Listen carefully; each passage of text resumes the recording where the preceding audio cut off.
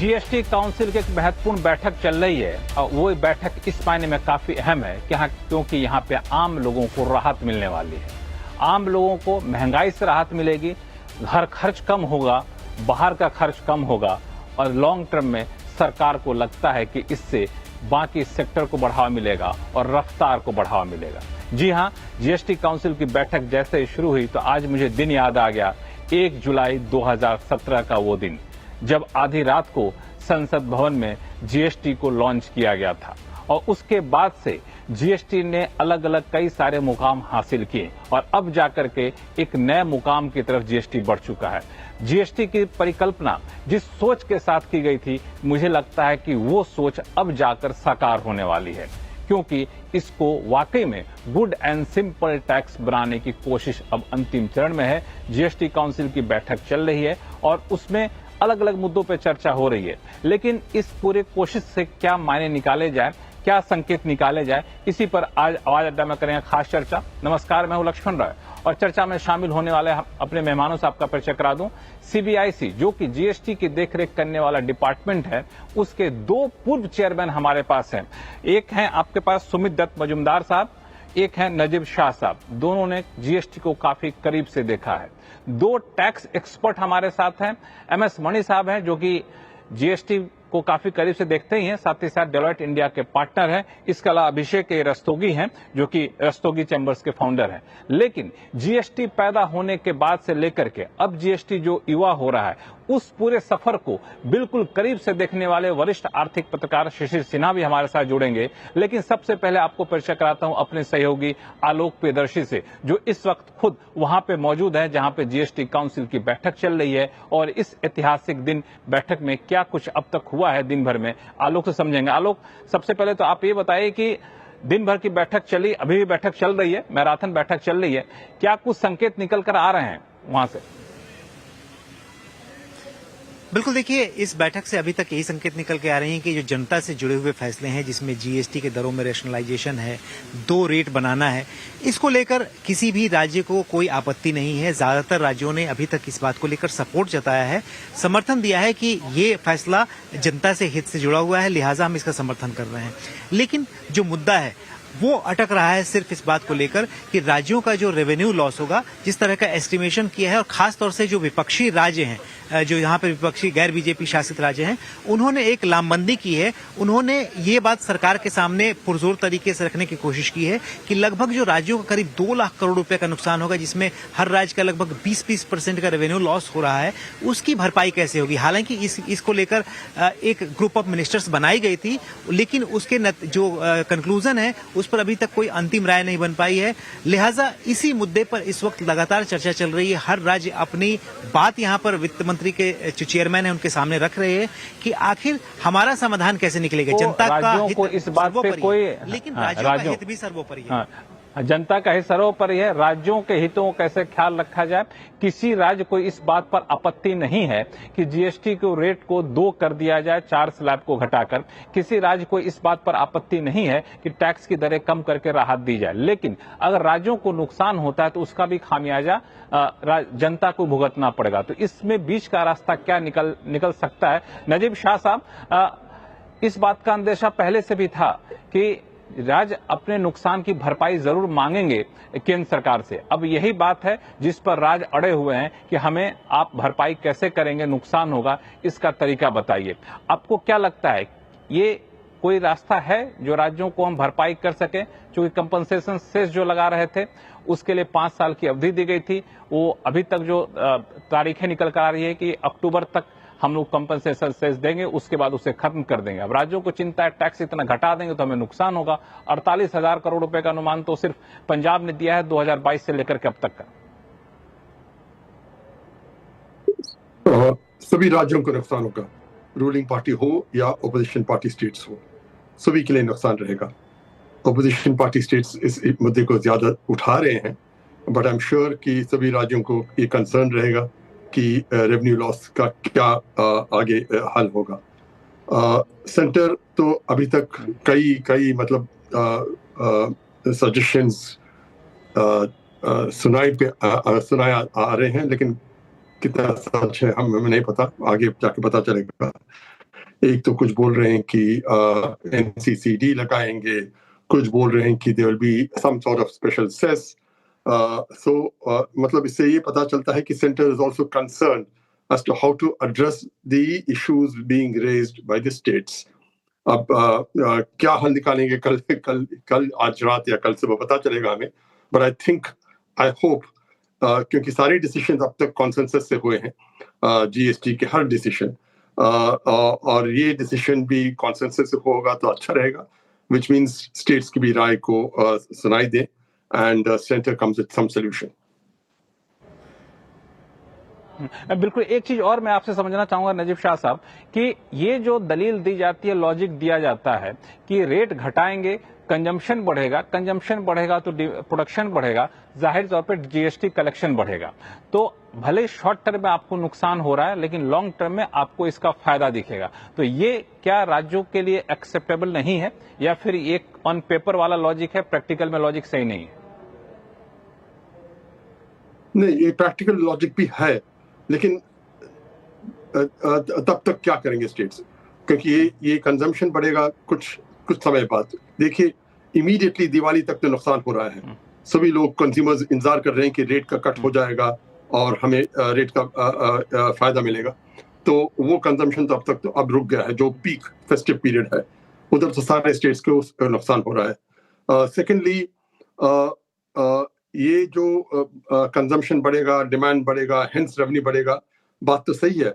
लेकिन जैसे कि कहा जाता है, जस्ट बिकॉज कॉलगेट चीप हो जाएगा तो मैं 4 बार थोड़ी ब्रश करूंगा दिन में, वही 1 बार ही ब्रश करूंगा, हो सकता है 2 बार और ब्रश कर लूंगा. तो that's a long term issue. Definitely consumption should increase, revenue should increase, but it will take some time. It will definitely take some time. And जो भी compensation की बात हम कर रहे हैं, it should be only for a short term. It should be for 2 years maximum, 3 years, उससे ऊपर नहीं होना चाहिए, ताकि सेटल हो जाए और कुछ नहीं. देखा जाए कि कैसे रेवेन्यू बढ़ रहा है, देखा जाए कि क्या हो रहा है. And it should be a short term solution. And the states thereafter will have to ensure कि वो administration tighten करें and revenue पर ध्यान दें, ताकि revenue सचमुच कलेक्ट कर सकेंगे. बिल्कुल. सुमित दत्त मजूमदार साहब, जैसा कि आपने सुना नजीब शाह साहब को, उनका साफ तौर से कहना है कि लॉन्ग टर्म में भले ही नुकसान ना हो, शॉर्ट टर्म में तो दिक्कत होगी. शॉर्ट टर्म में दिक्कत होगी, कोई दिन में 2 बार तो ब्रश करेगा नहीं, जाहिर सी बात है. लेकिन ये शॉर्ट टर्म में दिक्कत होगी तो इसको कंपनसेशन कर देना चाहिए किसी न किसी तरीके से. आप सहमत हैं इससे? क्योंकि ये भले ही अपोजिशन पार्टी पॉलिटिकली यूनाइट हुआ, लेकिन नुकसान तो हर किसी को होना है, भले ही पॉलिटिकल इशू से बाकी राज्य इसको ना उठा रहे हैं. मैं पूरा सहमत हूँ नजीब शाह जी ने जो बताया, क्योंकि आप देखिए, ऐसा नहीं है कि ये एक्सपीरियंस सरकार और केंद्र का पहले नहीं हुआ.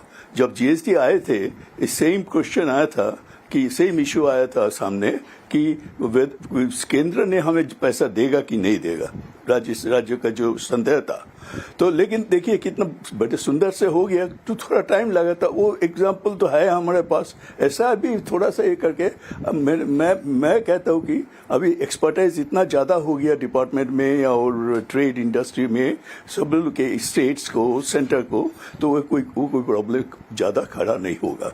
और दूसरा एक बात मैं कहता हूँ अगेन टेक्निकली, जो देखिए जो भी हमने देखा है, जब कंजम्पशन ज्यादा होता है टैक्स इवेशन भी कम हो जाता है. ठीक है, लेकिन इसका मतलब ये नहीं है कि जब कंजम्पशन बढ़ रहा है और हम टैक्स इवेशन में के लिए चिंता मत करो, ऐसा नहीं है.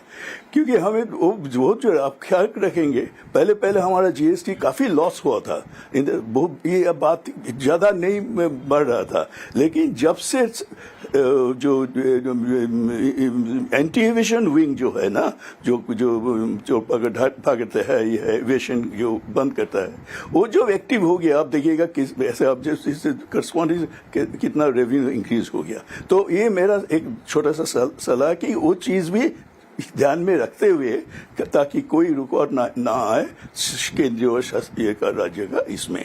सो बेसिकली ये है कि ज्यादा इतना बड़ी सुंदर से जीएसटी का इंट्रोडक्शन हो गया, चल रहा है ठीक से। अभी तो शायद कॉम्पेंसेशन उठने वाला था और या उठ गया होगा। तो अगर कोई लॉस है भी वो नेगोशिएशन करके जैसे पहले किया था वैसे और अच्छा एक्सपीरियंस लेके वो ठीक रहेगा। वो ज्यादा अच्छा रहेगा। एमएस मणि साहब, ऑप्शन क्या है अगर हमें राज्यों के कॉम्पनसेशन करना ही हो, जो एक आम सहमति बनने के शॉर्ट टर्म में से ही राज्यों को कॉम्पनसेट करने की जरूरत होगी, क्योंकि कमोबेश सभी राज्यों की वित्तीय हालत काफी ज्यादा खराब होती है। ऑप्शन क्या है, कैसे हम कॉम्पनसेट कर सकते हैं आम लोगों को राहत देते हुए?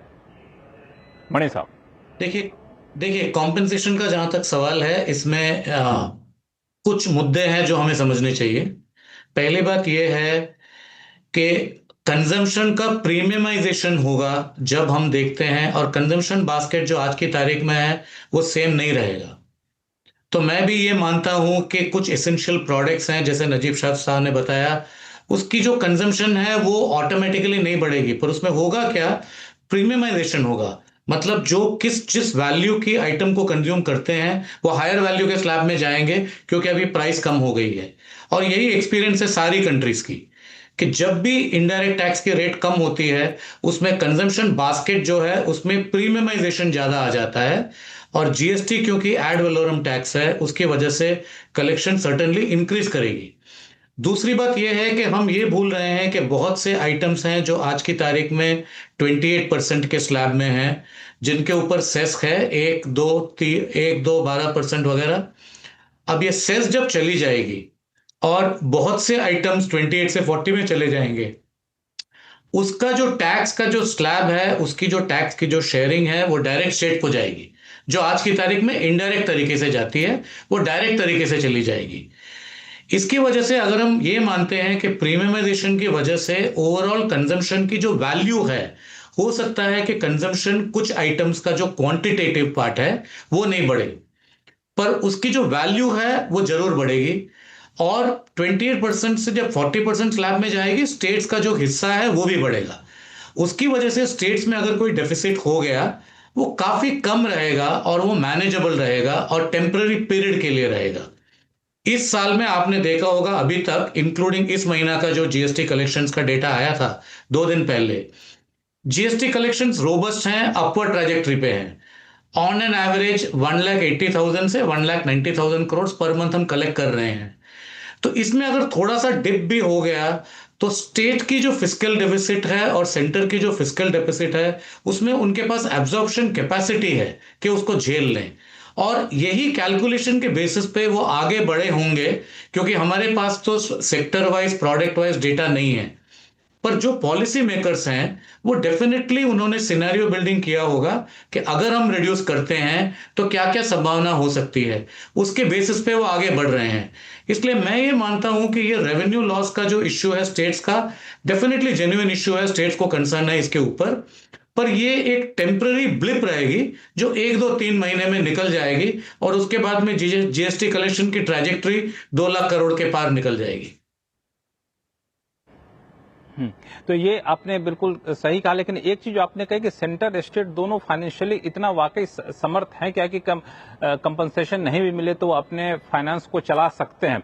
रस्तोगी साहब, ये एक ऐसा इशू है कंपनसेशन सेस कि लोगों को सुनने में लगता है और तकनीकी तौर पे, लेकिन ये आम लोगों की पॉकेट से जुड़ा होता है। चूंकि अगर राज्यों को मुआवजा सही से दिया जाएगा तभी जीएसटी कट का फायदा भी लोगों तक पहुंचेगा। देखिए, जब कॉम्पनसेशन सेस की बात की जाती है लक्ष्मण जी, तब ऐसे जो प्रोडक्ट्स थे जो 28% पर टैक्स होते थे उनके ऊपर कॉम्पनसेशन सेस लगता था। वो कॉम्पनसेशन सेस सेंटर के पास आता था और वो कॉम्पनसेट करता था लॉस को स्टेट के, अगर उनको होता है तो। और वो देखा जाता था बेस ईयर 2015-16 सर, जहां पर 14% का कंपाउंडेड एनुअल ग्रोथ रेट को देखा जाता था कि डिटरमिन करने के लिए कि कॉम्पनसेशन उनको देने की जरूरत है कि नहीं, पहली चीज। दूसरी चीज, जब अभी हम बात करते हैं तो ऐसे बहुत सारे प्रोडक्ट्स हैं जो 28% से 40% पर जाएंगे। तो जो स्टेट को पहले 28% में, तो किसी भी जब हम सेंट्रल जीएसटी और स्टेट जीएसटी की बात करते हैं तो करीब स्टेट का उसमें पोर्शन होता है 50% वो अपना पूरा स्टेट का रखता है और 41% ऑफ द सेंटर भी उसको मिलता है। तो करीब 70% जो पोर्शन है वो स्टेट के पास जाता है। अब अगर आप 70% की बात करें तो ये जो प्रोडक्ट्स हैं जो 28% से अब 40% पर जाएंगे, तो 40% का अगर 70% आप देखोगे तो 28% होता है। तो विच मींस ये जो प्रोडक्ट्स हैं इनसे स्टेट को स्ट्रेट 28% आएगा। 28% आने का मतलब है कि उनका जो लॉस होने का अनुमान है वो कम होता है और स्टेट्स को ये अरिथमेटिक समझनी चाहिए।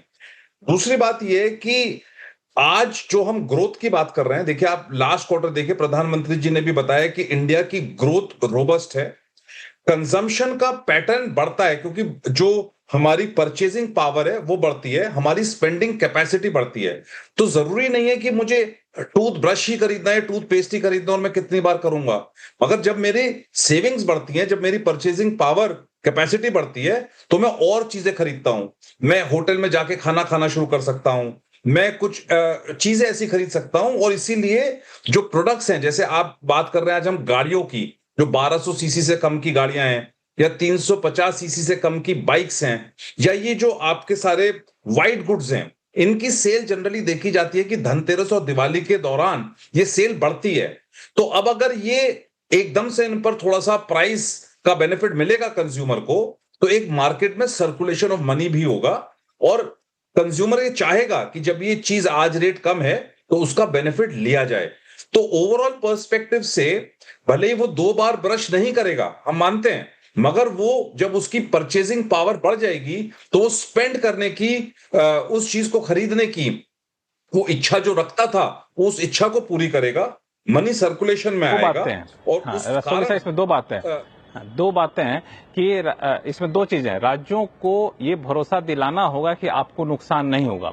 उसका 2 तरीका है। पहला तरीका यह है कि आप कागजों पर ग्राफ बना के दिखा दीजिएगा, आपको नुकसान नहीं होगा। दूसरा तरीका है चलो 5 महीने 6 महीने देख लेते हैं, आपको 5-6 महीने तक के लिए नुकसान होगा तो हम भरपाई करेंगे, आप रेट कट हो जाने दो।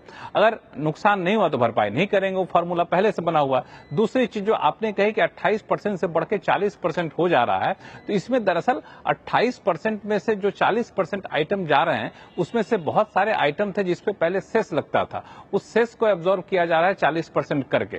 तो 5% के 99% प्रोडक्ट पे जब 0% हो जाएगा, 12% के 90% प्रोडक्ट पे जब 5% पे आ जाएंगे, तो उसके नुकसान की भरपाई उनको होती नहीं दिख रही है। लेकिन आपका एक लॉजिक है जिसको हम लोग देखा जा सकता है। इसमें मैं नजीब शाह साहब आपके पास जाऊंगा कि एक आखिरी सवाल कॉम्पनसेशन सेस पे, फिर हम लोग रेट कट पे जाएंगे। उसमें 2 विकल्प ग्रुप ऑफ मिनिस्टर ने सुझाए हैं।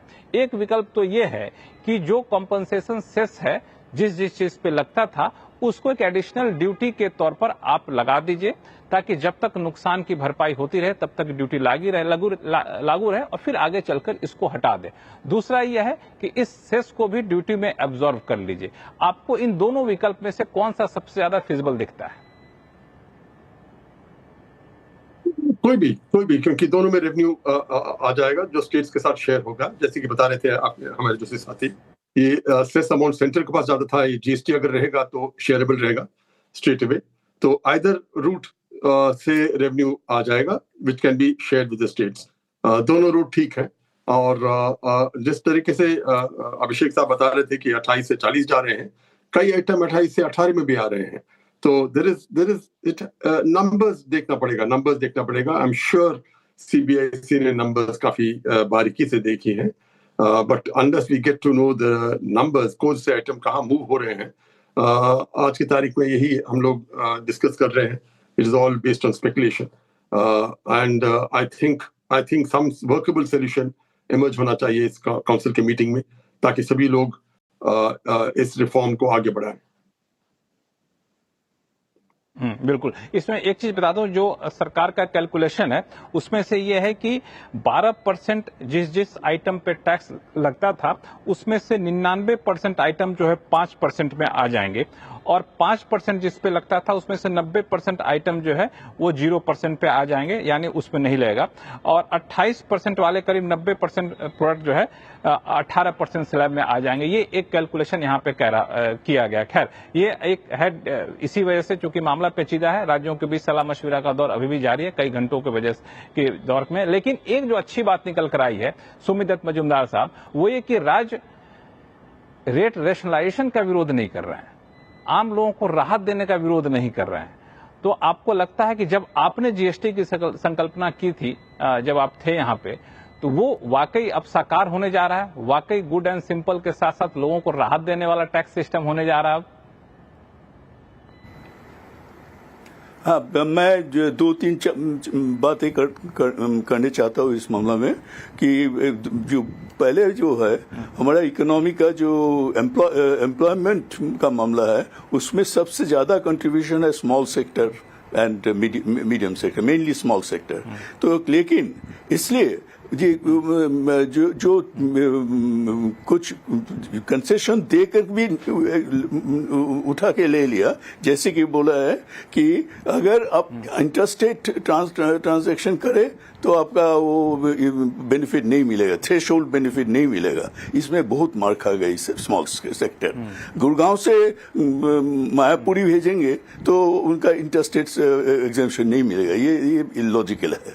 अच्छा, दूसरा बात है, जब देखा बोला कि जब जो जीएसटी पेमेंट कर रहा है तब, लेकिन जो जिसमें पेमेंट नहीं कर रहा है तो उसके लिए वो जो पे कर रहा है उनको ऑन बिहाफ ऑफ वो जो पे नहीं कर पा रहा है उसके लिए, सो उसके नो नेचुरली अभी अगर आप बोले जो आप उनका भी दो तो वो उनको बोलेगा कि भाई तुम्हारे साथ और कारोबार करना मेरा संभव नहीं है, तो अगर तुम ये ले लो, नंबर ले लो एंड जीएसटी पेमेंट करो, नहीं तो दूसरा देख दो। इस सब जो है थोड़ा बहुत जो ईचेस है जो अंग्रेजी में कहता है, तो वो आने से क्यों इतना बढ़िया सुंदर टैक्स आ रहा है, अरे छोटे सारे जो बाकी जो देश जो है ये पूरा विश्व में, यहाँ पे जो थ्रेशोल्ड एग्जेम्पशन जनरली हम लोगों ने देखा है कि 80 लाख से 1 करोड़ होता था। इवन अपना घर में जो सेंट्रल एक्साइज एग्जेम्पशन था स्मॉल सेक्टर के लिए, इधर तो 1.5 करोड़ का था, तो वहां से 1 करोड़ से सब इतना नीचे ले आया थ्रेशोल्ड। तो इसलिए ये एक राहत मिल सकता है स्मॉल स्केल के लिए, इकोनॉमी के लिए भी अच्छा होगा। ऐसे छोटा मोटा 1-2 बार भी निकल सकता है। तो मैं जो ओवरऑल जो देख रहा हूँ मैं अभी जो चल रहा है बहुत बढ़िया चल रहा है, एंड उसमें कंपेंसेशन का भी मैं ज्यादा अभी नहीं देख रहा हूँ। पहले जब शुरू हुआ था तब बहुत उद्वेग था मेरा कि वो कैसे संभालेगा इतना, लेकिन धीरे धीरे अब जो एक्सपीरियंस होता है उसमें से जो सीखा है, मेरे ख्याल पे अभी जो आने वाला का प्रॉब्लम है ये बहुत ही छोटा है, वो कवर हो जाएगा। बिल्कुल, आपने एक और चीज कही कि जो बहुत सारे तकनीकी दिक्कतें थी, उलझने थे, उसको भी दूर करने की कोशिश यहाँ पे की गई है। इसमें से एक जो सबसे बड़ा पेंच फंस रहा था वो था इंश्योरेंस सेक्टर को लेकर के। हर आम आदमी से जुड़ा हुआ था इंश्योरेंस सेक्टर। लोगों को जब लगा कि अच्छा इंश्योरेंस के प्रीमियम पे, हेल्थ इंश्योरेंस के प्रीमियम पे भी हमें जीएसटी देना पड़ रहा है क्या, तो बड़ा बवाल मचा था। इस पे काफी डिटेल डेलिब्रेशन हुआ। मैं MS मणि साहब आपके पास आऊंगा, लेकिन एक छोटा सा कमेंट नजीब शाह साहब आपसे लूं कि इसमें तकनीकी चीज समझना चाहता हूं। जो प्रपोजल है फाइनल, जो ग्रुप ऑफ मिनिस्टर्स ने यूनियन के प्रपोजल को एक्सेप्ट किया है और शायद जीएसटी काउंसिल में इस पर मुहर भी लग जाए, वो है कि इंडिविजुअल लाइफ इंश्योरेंस पॉलिसी और री इंश्योरेंस की जो पॉलिसी होगी वो, और इंडिविजुअल हेल्थ इंश्योरेंस पॉलिसी और री इंश्योरेंस की जो पॉलिसी होगी वो, उस पर कोई जीएसटी नहीं लगेगा। यहां तक तो बात समझ में आ रही है। लेकिन एक जो चिंता इंडस्ट्री जता रही थी कि अगर आप जीएसटी हटा देंगे तो इनपुट टैक्स क्रेडिट को हम कैसे अवेल करेंगे। तो जब री इंश्योरेंस की बात जोड़ी जा रही है तो क्या माना जाए कि इनपुट टैक्स क्रेडिट वाला जो मामला था वो अब दूर हो गया है कि नहीं, अभी भी ये टेंशन है? नजीब शाह साहब। टेंशन तो जरूर रहेगा जब जीरो जैसे एग्जाम पूरा कर देते हैं आप, आगे जो इनपुट इसमें सर्विस सप्लाई में जो इस्तेमाल किए गए हैं उस पर टैक्स तो लगा हुआ है, वो टैक्स तो आप क्रेडिट नहीं ले सकते हैं। That's definitely an issue. So ideally complete exemption कहीं भी नहीं देना चाहिए। It should be, some rate should be there, which is what the insurance industry is, जो जिसकी मांग है कि कुछ तो रेट रखें आप, भले 5% रखें लेकिन कुछ रेट रखें ताकि इनपुट टैक्स क्रेडिट भी हम ले नहीं पाएंगे, एंड वरना वो हैंग करेगा, and there a complicated refund process. अगर वो सिंप्लीफाई कर सकते हैं तो भी बात बढ़ सकती है आगे। लेकिन इंश्योरेंस सेक्टर एग्जेम्पशन चाहती थी, रिडक्शन चाहती थी, अब जब मिल गया तो दूसरी दिक्कतें आप बता रहे हैं अब इनपुट टैक्स क्रेडिट के बारे में, जो है इट्स अ प्रॉब्लम। हालांकि ये था कि इंश्योरेंस कंपनियां हमेशा से कह रही थी कि आप पूरी तरह से जीएसटी हटा देंगे तो कंज्यूमर को उल्टा नुकसान होगा, क्योंकि उनको ज्यादा प्रीमियम देना पड़ेगा, क्योंकि हमें रिइंबर्समेंट नहीं मिलेगा आईटीसी का, तो हम फिर उसको कंज्यूमर पे पास ऑन करेंगे। एमएस मणि साहब, आपकी रीडिंग क्या कहती है? क्योंकि एक केस हमने देख रखा है सैनिटरी नैपकिन वाले इशू में, आपको याद होगा कि हम लोग हिंदी में कहावत है ना, चौबे गए छब्बे बने दूबे बन के चले आए, वो स्थिति हो गई थी। बिल्कुल बिल्कुल। तो लक्ष्मण जी, मैं 2 वक्तव्य प्रेजेंट करना चाहता हूं इंश्योरेंस में आने के पहले। पहली बात यह है कि जब हम सेस की बात करते हैं या स्टेट्स के रेवेन्यू लॉस की बात करते हैं, हम ये भूल जा रहे हैं कि इसमें बिजनेस इंटरेस्ट कहां से आ रहा है। जितने बिजनेसेस हैं जो इंपैक्टेड हैं 28% रेट से या सेस की वजह से, उनके बारे में शायद सफिशिएंट चर्चा नहीं हो रही है कि उनको क्या लग रहा है। सेस की जब शुरुआत हुई थी उस वक्त ये प्रॉमिस था कि ये सेस एक टेम्पररी पीरियड ऑफ 5 इयर्स के लिए लागू है और उसके बाद में इसको एबॉलिश किया जाएगा। उसको किसी प्रकार से एक्सटेंड करने की चर्चा हुई नहीं थी, और कॉम्पेंसेशन सेस एक्ट भी जो पार्लियामेंट में पास की थी वो 5 साल की थी। अब अनफॉर्चुनेटली पैंडेमिक की वजह से उसको एक्सटेंड करना पड़ा और उसको लेके जाना पड़ा आगे तक। तो आज की तारीख में जो इंपैक्टेड बिजनेस हैं, जैसे ऑटोमोबाइल कंपनीज हैं, लीजिंग कंपनीज वगैरह हैं, जो सेस से प्रभावित हैं, मेरे हिसाब से किसी भी हालत में इसको अभी एक्सटेंड करना स्टेट की फाइनेंसेस की वजह से या और कोई फिस्कल रीजन से will be very very unfair to business. और बिजनेस का डायमेंशन ध्यान में रखना बहुत जरूरी है, क्योंकि वो लोग हैं जो जीएसटी का पैसा भर रहे हैं। दूसरी बात यह है कि एम्पिरिकल एविडेंस ये कहता है कि 2019 में जब जीएसटी रेट्स काफी हद तक कम हुई थी, काफी रेट रैशनलाइजेशन हुई थी उस वक्त, और बहुत से प्रोडक्ट्स 28 से 18 में आ गए थे और कुछ प्रोडक्ट्स 18 से 12 में भी आ गए थे। उसके बाद में कलेक्शंस की भरपूर इंक्रीज हुई। मेरा मेमोरी ये कहता है कि उस वक्त ये ट्रांजेक्शन पीरियड कितने दिन का था? करीब 70,000 करोड़ थे, जो आज की तारीख में करीबन 1,90,000 करोड़ के तक आ गए हैं। तो रेट रिडक्शन की वजह से नहीं, अगर हम समझते क्या था, ये जो 2019 वाला एग्जांपल दे रहे हैं, तो ट्रांजिशन पीरियड क्या था? जब से टैक्स घटाया गया था उससे टैक्स कलेक्शन में कितने समय का अंतर पड़ा था? मेरे हिसाब से 2 या 3 महीने तक रेवेन्यू की प्रेशर थी उस वक्त, जो मार्जिनल कम हो गई थी और उसके बाद बढ़ने लगी थी।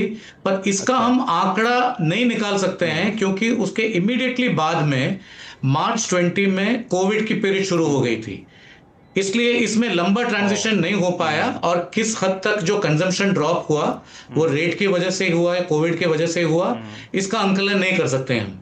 जहां तक इंश्योरेंस का सवाल है, मैं ये कॉन्फिडेंटली कह सकता हूं कि सारी जो इंश्योरेंस कंपनीज हैं वो डेफिनेटली जो इंश्योरेंस के ऊपर रिडक्शन आएगी रेट की, उसको डेफिनेटली पास ऑन करेगी कस्टमर तक। ये उनका इरादा है, ये उनका मकसद है। अब इनपुट टैक्स क्रेडिट रिस्ट्रिक्शन की वजह से कुछ हद तक वो एंटायर अमाउंट जो कम होगी उसको शायद पास ऑन नहीं कर पाएंगे, उनको प्रोडक्ट प्राइसिंग भी चेंज करनी पड़ेगी। पर उसमें ध्यान रखने वाली बात यह है कि इंश्योरेंस कंपनीज के जो प्रोडक्ट्स हैं उनके रेगुलेटर हैं IRDA, और IRDA भी वाकिफ हैं जीएसटी में क्या चेंजेस हो रहे हैं और उसका असर किसके ऊपर पड़ेगा, जिससे कंज्यूमर तक पूरा बेनिफिट पहुंचे।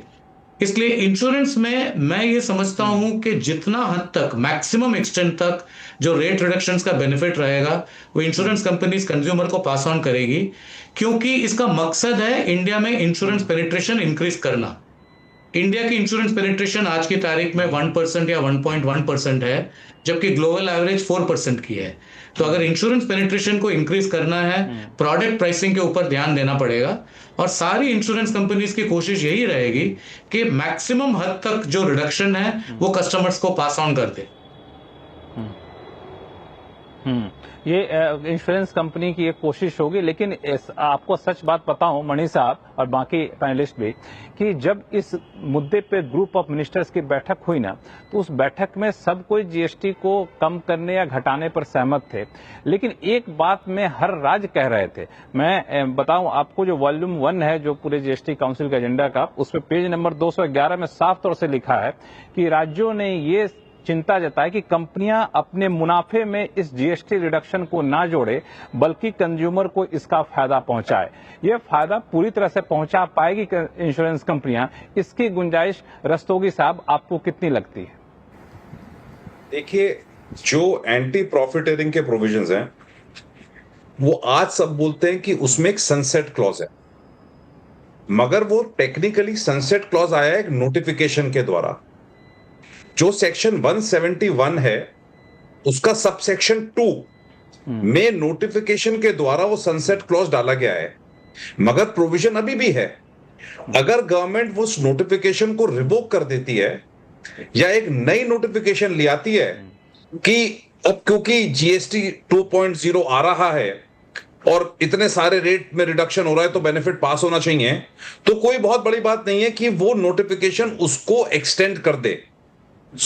ऐसा प्रोविजन आ सकता है, टेक्निकली इसमें कोई प्रॉब्लम नहीं है। जो प्रॉब्लम केवल आई थी पहले, जब हमने इतनी सारी पिटिशंस दिल्ली हाई कोर्ट में फाइल की थी, उसका रीजन ये था कि उस समय एक मेथोडोलॉजी नहीं थी कि रियल एस्टेट सेक्टर को अगर बेनिफिट पास करना है तो वो क्वांटम कैसे, कितना बनाए, कितना बेनिफिट पास ऑन करे। सिमिलरली अगर जो एफएमसीजी प्रोडक्ट्स हैं, वो जो शैम्पू बेच रहा है या सैशे बेच रहा है, अगर वो उसका साइज बढ़ाता है तो क्या उसने बेनिफिट पास ऑन किया है कि नहीं। अगर गवर्नमेंट आज ये मेथोडोलॉजी निकाल देता है और जो हमारे पास स्टैट्यूट में प्रोविजन है इसको एक्सटेंड करने का एक्सटेंड कर देता है, तो ये बात बिल्कुल तय है कि बिजनेसेस को ये बेनिफिट पास ऑन करना पड़ेगा और करना भी चाहिए। प्राइस फिक्सेशन गवर्नमेंट नहीं करना चाहती, एसेंशियल प्रोडक्ट्स का भी नहीं करना चाहती, मगर गवर्नमेंट ये जरूर चाहेगी। सब थोड़ा सा मेरी एक आपत्ति है या फिर मेरा संशय है कि हम जीएसटी को सरलीकरण की तरफ जा रहे हैं, सिंप्लीफिकेशन की तरफ जा रहे हैं, इंडस्ट्री को भय ना दिखाएं, डर ना दिखाएं। अगर हम इस एंटी प्रॉफिटरिंग क्लॉज को फिर से रीएक्टिवेट कर देते हैं तो वो जो मंशा है कि जीएसटी के तहत किसी के अंदर कोई इंस्पेक्टर राज जैसी बातें ना रहे, शायद इस कोशिश पे पानी फिरता हुआ दिखेगा। नजीब शाह साहब, आपका क्या मानना है कि इतनी बड़े स्तर पे, चाहे इंश्योरेंस ही क्यों ना हो, बाकी आइटम जिस पे चर्चा हम लोग आगे शो में करेंगे, जीएसटी रेट करेंगे, उसका फायदा कंज्यूमर को मिले, ये सुनिश्चित करने के लिए, इंश्योर करने के लिए एंटी प्रॉफिटरिंग एक्ट नियम को फिर से रीएक्टिवेट करना कितना सही होगा? ये आपको लगता है कि स्पिरिट के अगेंस्ट तो नहीं चला जाएगा? नहीं, जब एंटी प्रॉफिटरिंग हम लोग ले जब आए थे तो बहुत ही क्रिटिसिज्म था कि आप भारत सरकार को प्राइस नहीं फिक्स करना चाहिए कि किस प्राइस पे बेचना है।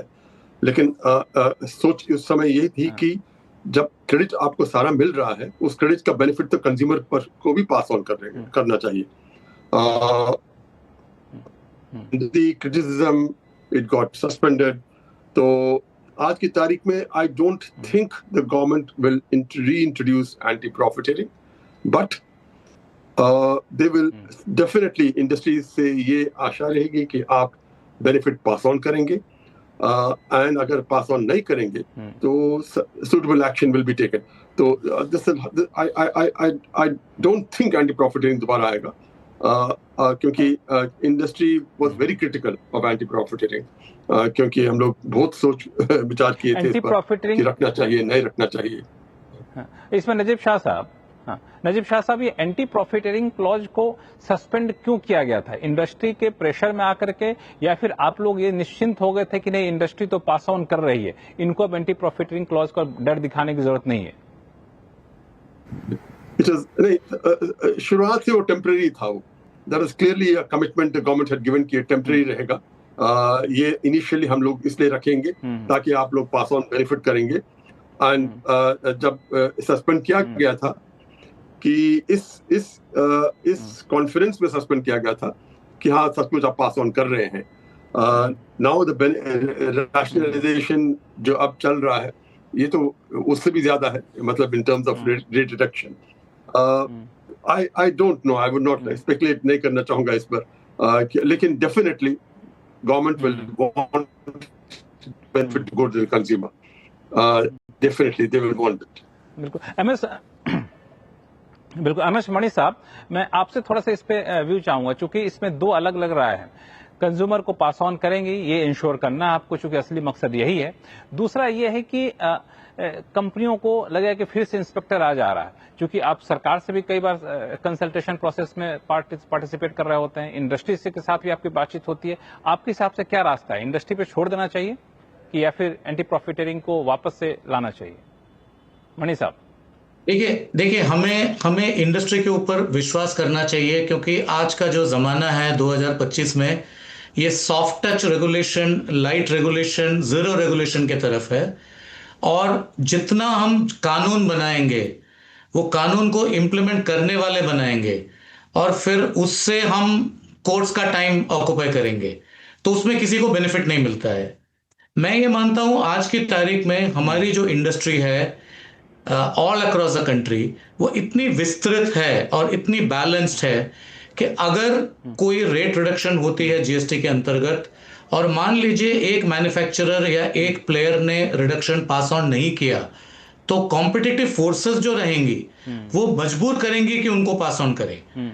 और किसी भी इंडस्ट्री में, लेकिन ये फॉर्मूला एमएस मणि साहब, ये फॉर्मूला इंश्योरेंस सेक्टर में लागू करना मुश्किल है, क्योंकि इंश्योरेंस सेक्टर में उतने सारे प्लेयर हैं नहीं कि एक नहीं लागू करेगा, दो लागू कर देंगे तो तीसरा नुकसान में रहेगा। इंश्योरेंस सेक्टर में तो बहुत ही चुनिंदे प्लेयर हैं, तो ये वाला जो फॉर्मूला आप कह रहे हैं कॉम्पिटिटिव वाला, वो शायद इंश्योरेंस सेक्टर में लागू होता ना दिखे।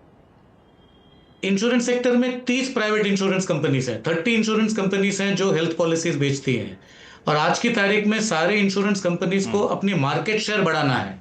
सब इंश्योरेंस कंपनीज को मार्केट शेयर बढ़ाना है, क्योंकि मेजॉरिटी जो इंश्योरेंस कंपनीज हैं लाइफ और जनरल के, उनके लिए हेल्थ इंश्योरेंस जो है वो एक प्रोडक्ट है उनका, वो और भी प्रोडक्ट्स काफी हैं उनको जो सेल करते हैं वो।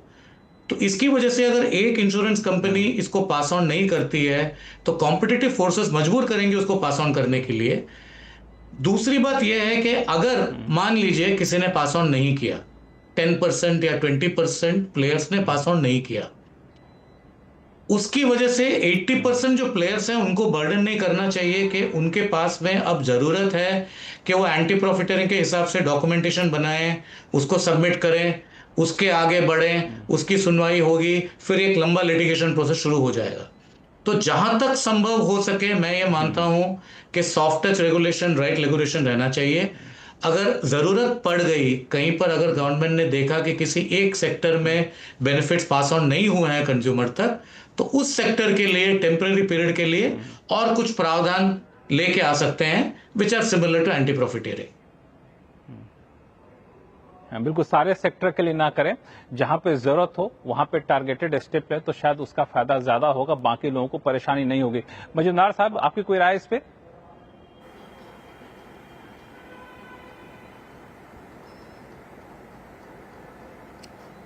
मेरे को मजूमदार साहब आवाज आ रही है मेरी?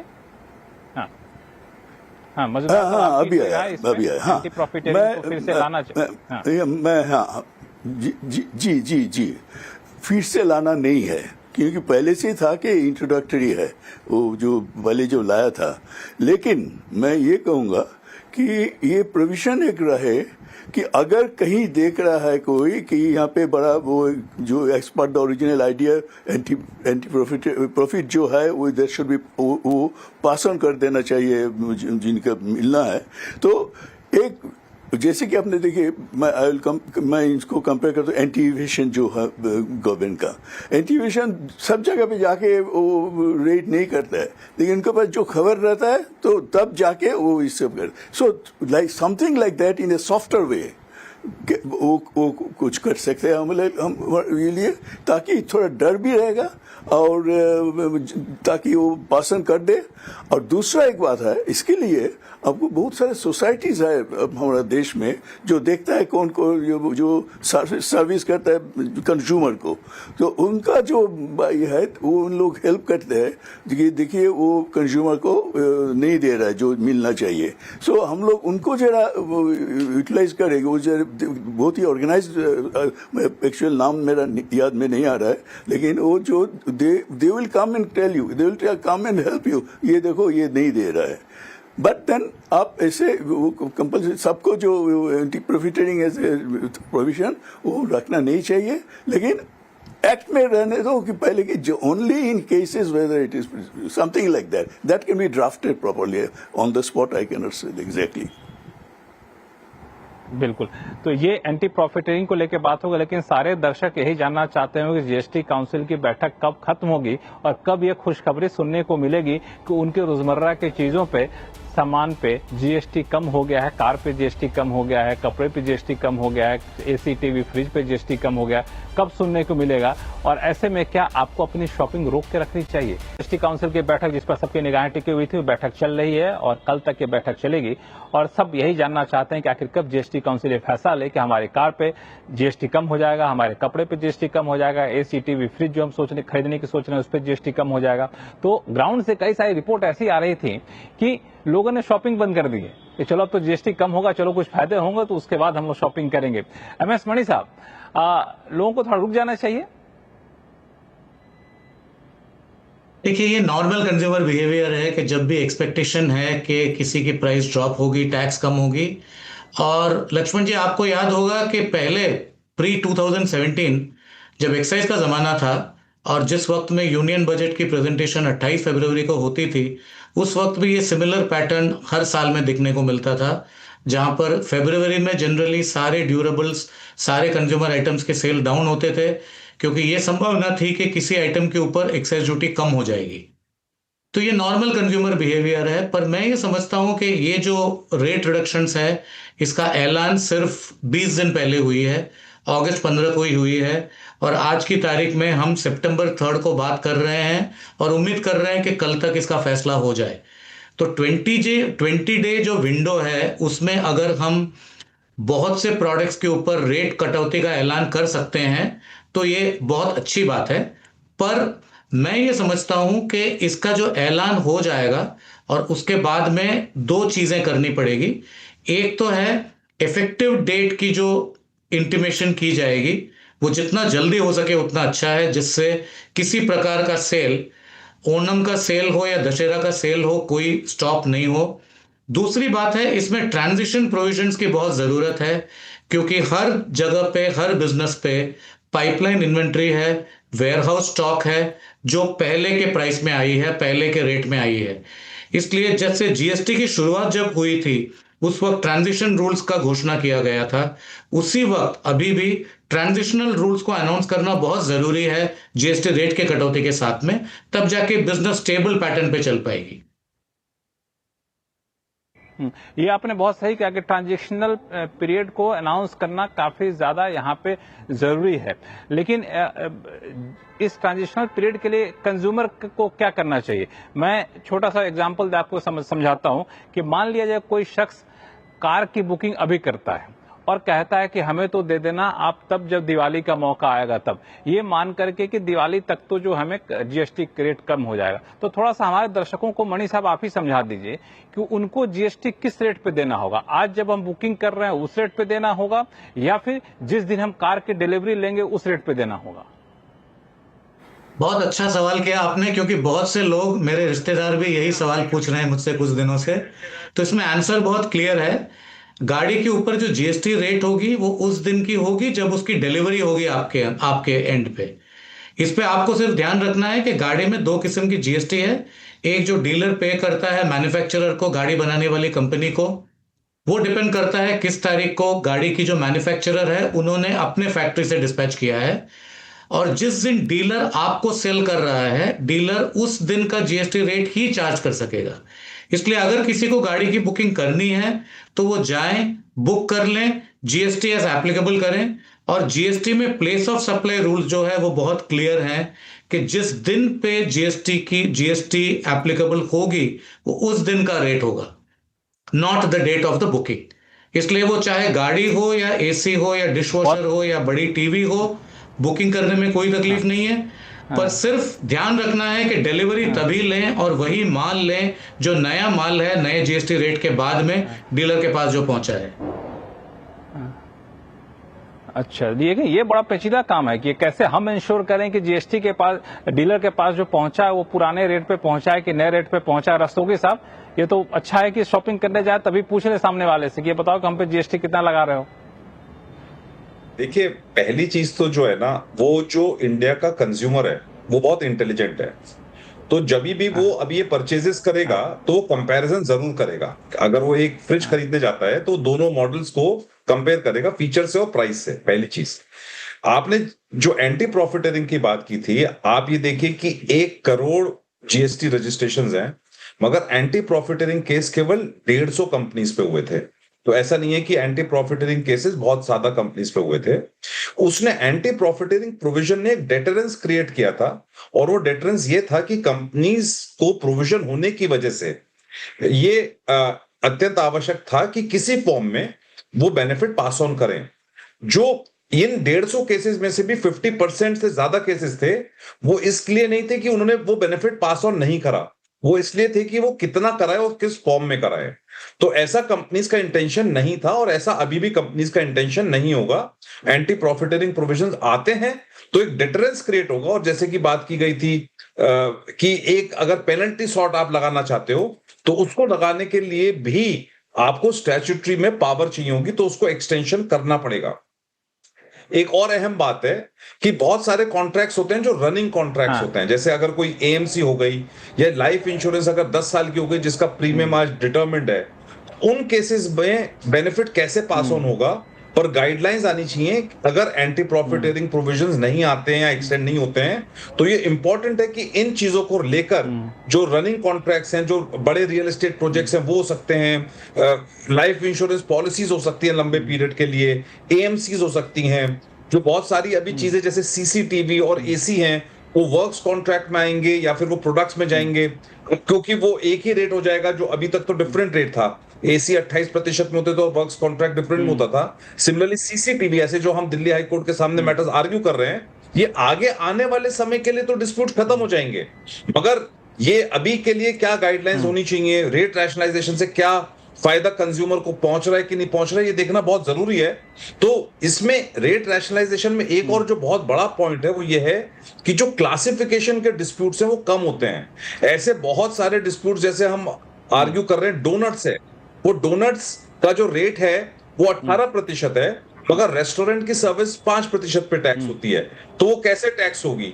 सिमिलरली जो 7,500 रुपए से ज्यादा के होटल्स हैं तो 18% पे टैक्स होते हैं, मगर अगर उसमें रेस्टोरेंट है तो वो भी 18 पे जाता है, जो अब रेस्टोरेंट में जाएगा तो 5% पे होगा।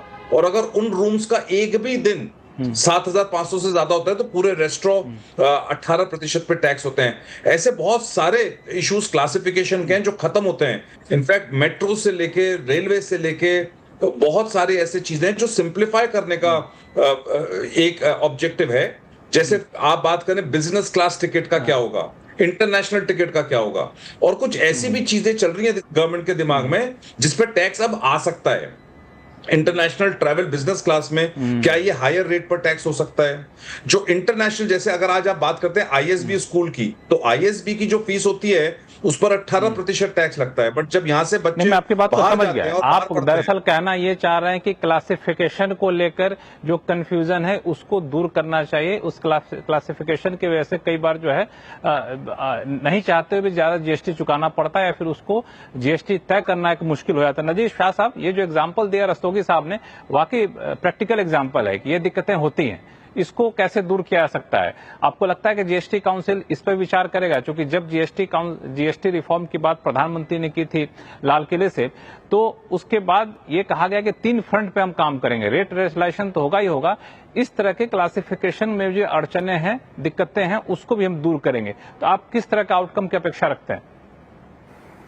यही अपेक्षा रखते हैं कि इसको भी हल कर लेंगे साथ साथ, जैसे कि बार बार बताया जा रहा है, ये translational issues need to be sorted out, classification issues कम हो जाएंगे, लेकिन डेफिनेटली जैसे कि एग्जांपल्स दे रहे थे, definitely there are issues in certain situations जहां ये बोर्ड को, सेंट्रल बोर्ड को क्लैरिफाई करना पड़ेगा, एंड जितना जल्दी हो सके ये सभी चीजें अगर इंडस्ट्री एग्जाम्पल्स के साथ बोर्ड को दे देती हैं, हल करने में भी आसान हो जाता है, स्पेसिफिकली उनको क्लैरिफाई करने में आसान हो जाता है, क्योंकि कई ऐसे एग्जाम्पल्स हो सकते हैं इंडस्ट्री में जहां ये इस तरीके से इश्यूज आ सकते हैं।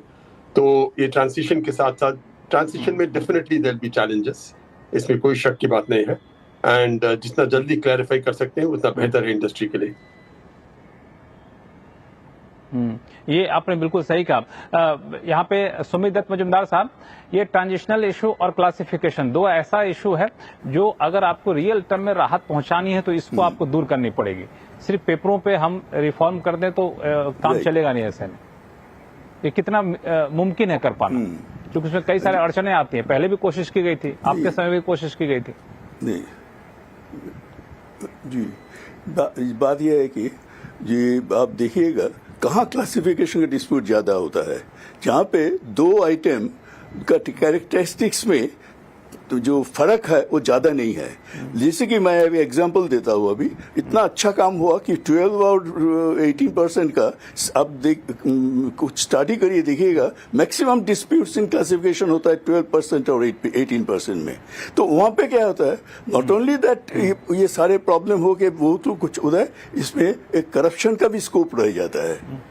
ये जब हट जाएगा, क्योंकि अभी 18% में जो है और 28% में जो है वो एकदम कोई फर्क, इतना फर्क होता है, इसमें कोई प्रॉब्लम इश्यू ही खड़ा नहीं होगा। तो इसलिए मैं सोचता हूँ कि अभी जो जैसे हो रहा है, अभी 12 एंड 18 का हटा दिया, तो इसमें तो आप देखिएगा 18 और ये का 5 का या 18 और 28 का इतना फर्क है, उसमें ज्यादा अपना जो HSN है, हार्मोनाइज्ड सिस्टम ऑफ नॉमेनक्लेचर, उसमें तो इतना डिटेल्स में दिया है। और मेरे ख्याल पे से, मेरा प्रैक्टिकल एक्सपीरियंस से मैं बोल रहा हूँ, जो प्रॉब्लम होता है जहाँ पे कोई क्लासिफिकेशन अलग अलग करते गए जिसका कैरेक्टरिस्टिक्स मोर और लेस सेम होता है, ये नहीं होगा अभी, क्योंकि आपका रेट ही 2 है, 18 एंड 28। तो इसलिए मैं सोचता हूँ इतना बड़ा समस्या नहीं है ये। हाँ, हालांकि ये कहना बड़ा आसान होता है क्लासिफिकेशन इशू को सॉल्व कर दीजिए, लेकिन व्यवहारिक तौर पर देखिए तो बहुत अड़चने होती हैं मणि साहब। अब कोई इकोनॉमी क्लास के टिकट ले रहा है, कोई बिजनेस क्लास के टिकट ले रहा है, दोनों पर सेम जीएसटी कैसे लगाएं? टिकट की कीमतों में आसमान जमीन का अंतर होता है। जाहिर तौर पे जो बिजनेस क्लास में जा रहा होता है उसकी क्षमता ज्यादा होती है, तो वहां पे सेम कैसे लगाएं? वैसे ही होटल की बात करें, रेस्टोरेंट की बात करें, तो वहां भी इस तरह का अंतर होते हैं। जो कंज्यूमर होते हैं उनके सेगमेंट के अंतर होते हैं, तो वहां पे हम सब पे एक समान जीएसटी लगाएं। ये सिंपल जीएसटी बनाने के लिए तो ठीक है, लेकिन ये टैक्स का जो नेचर होता है उसके हिसाब से सही आपको दिखता है? देखिए, इसमें पिछली बार भी जब जीएसटी के ओरिजिनल रेट्स डिसाइड किए थे, उन्होंने 2 प्रिंसिपल्स लगाए थे। एक प्रिंसिपल 3 अफोर्डेबिलिटी प्रिंसिपल, जिसके हिसाब से ये था कि कोई कंज्यूमर अगर महंगे प्रोडक्ट्स अफोर्ड कर सकता है तो उसकी जो जीएसटी है वो भी हायर लेवल पे अफोर्ड कर सकेगा। तो अफोर्डेबिलिटी प्रिंसिपल सिर्फ हमारे यहाँ नहीं है, और भी बहुत से कंट्रीज में यूज होती हैं कि कोई भी जो हायर वैल्यू प्रोडक्ट्स खरीदते हैं उनको हायर जीएसटी भी सफर करनी है, जो एसेंशियल गुड्स पे नहीं लगता है, एसेंशियल गुड्स पे लोअर रेट ही लगता है। अब इसकी वजह से कुछ इंडस्ट्रीज में प्रैक्टिकल चैलेंजेस आएंगे, जैसे एयरलाइन इंडस्ट्री में उनके 2 या 3 किस्म के क्लासेस हैं, और भी इंडस्ट्रीज होंगी, होटल्स होंगी जिनके रेट्स अलग अलग हैं, अलग अलग टैरिफ लेवल्स पे हैं। तो उसके बेसिस पे, अफोर्डेबिलिटी के बेसिस पे ही तय होगा कि किसके ऊपर क्या जीएसटी है, क्योंकि हम ये नहीं चाहते हैं कि जो प्रोडक्ट्स प्रीमियम प्रोडक्ट्स हैं वो प्रोडक्ट्स से तो जीएसटी कलेक्शन है वो लोअर मिडिल क्लास की जो प्रोडक्ट्स हैं उसको जाके क्रॉस सब्सिडाइज करें, इसलिए वो सावधानी तो रखनी पड़ेगी। दूसरा प्रिंसिपल इसमें ऐसा है कि इकोनॉमी जब डेवलप हुई है और जब जीडीपी का ग्रोथ हुआ है, जो प्रोडक्ट्स पहले एसेंशियल गुड्स कैटेगरी में थे वो अभी प्रीमियमाइजेशन की वजह से एक स्तर उठ गए हैं, और जो प्रोडक्ट सुपर प्रीमियम होती थी वो अभी प्रीमियम लेवल पे भी आ गई हैं। अब इसकी वजह से जो कंजम्पशन बास्केट जो है वो नॉर्मल कंज्यूमर का काफी चेंज हो चुका है, और जीएसटी की जो रेट्स हैं उसको ये रियलिटी को एक्सेप्ट करना चाहिए कि जो कंजम्पशन बास्केट 2017 में थी जीएसटी शुरुआत के समय, आज की तारीख में हर कंज्यूमर का कंजम्पशन बास्केट चेंज हो गया है। इसमें एक चीज और एमएस मणि साहब कि आपने कई लोगों को देखा है, आप अलग अलग शो में आते भी थे तो हम लोगों को चर्चा करते थे कि रेट रेशनलाइजेशन, सिंप्लीफिकेशन, ये सारी चीजें तो अलग हैं, लेकिन एक जो समस्या आती है वो है आपको रिटर्न फाइल करना, रिफंड लेना, आईटीसी क्लेम करना, रजिस्ट्रेशन कैंसिल कराना, ये सब भी एक बड़ी प्रैक्टिकल समस्याएं होती है। उसका निदान निकल पाएगा जीएसटी काउंसिल की इस बैठक से? कितनी उम्मीद है आपको? तो बहुत अच्छा पॉइंट बताया आपने लक्ष्मण जी, क्योंकि मेरे हिसाब से ये जो पॉइंट अभी आपने बताया इसके ऊपर बहुत सा कम वक्त जा रहा है डिस्कशन में सारे जगह पे, वो मीडिया के लेवल पे। तो जीएसटी में लोगों को परेशानी या बिजनेसेस को परेशानी रेट की वजह से नहीं है ज्यादा, उनकी जो रेट्स उन्होंने ऑलरेडी बिल्ड कर दिया है अपने प्रोडक्ट्स के ऊपर। लोगों को सबसे ज्यादा परेशानी है कि जो रजिस्ट्रेशन की जो प्रोसीडियर है, जो रिफंड की जो प्रोसीडियर है, जो इन्वर्टेड ड्यूटी स्ट्रक्चर्स हैं कुछ बिजनेसेस में, जो एनुअल रिटर्न फाइल करने की प्रोविजन है, और खास करके ऑडिट्स जो होती हैं जीएसटी की, वो बहुत बड़ी समस्या है बहुत से कंपनियों के लिए, क्योंकि जो सर्विस प्रोवाइडिंग कंपनी थी, जब तक सर्विस टैक्स का रेजिम था उस वक्त तक सर्विस प्रोवाइडर्स को सिर्फ एक ही रजिस्ट्रेशन लेनी पड़ती थी जिसको हम सेंट्रलाइज रजिस्ट्रेशन कहते थे। उसकी बदौलत उनको सिर्फ एक ऑडिट फेस करना पड़ता था। अब जीएसटी आने के बाद में सारे सर्विस प्रोवाइडर्स, चाहे वो बैंक हो, इंश्योरेंस कंपनीज हो, सॉफ्टवेयर कंपनीज हो, सारे सर्विस प्रोवाइडर्स को जिस जिस स्टेट में वो काम करते हैं उस स्टेट में उनको रजिस्ट्रेशन लेना है, और हर स्टेट में उनकी ऑडिट अलग तरीके से होती है। इसकी वजह से बहुत सा टाइम जा रहा है हर कंपनी का, कई तरह के, हाँ बिल्कुल, बहुत सा वक्त जा रहा है कंपनियों का कई सारी उलझन है रजिस्ट्रेशन को फुलफिल करने में। हाँ, क्योंकि समय कम है इसलिए मैं आपको मणि साहब बीच में रोक रहा हूं, लेकिन आपने सही कहा कि ऐसे कई सारी प्रक्रिया है जिसमें कंपनियों को काफी ज्यादा समय लगता है, उसकी कीमत एक चुकानी पड़ती है। तो उम्मीद करते हैं कि जीएसटी काउंसिल की 2 दिनों तक चलने वाली बैठक जब कल खत्म होगी तो इन सारी समस्याओं का भी निराकरण होता हुआ हम देखेंगे। आप सही मेहमानों का बहुत बहुत धन्यवाद हमारे शो में जुड़ने के लिए। आवाज अड्डा में फिलहाल इतना ही। देखते रहिए सिंधी से आवाज। नमस्कार।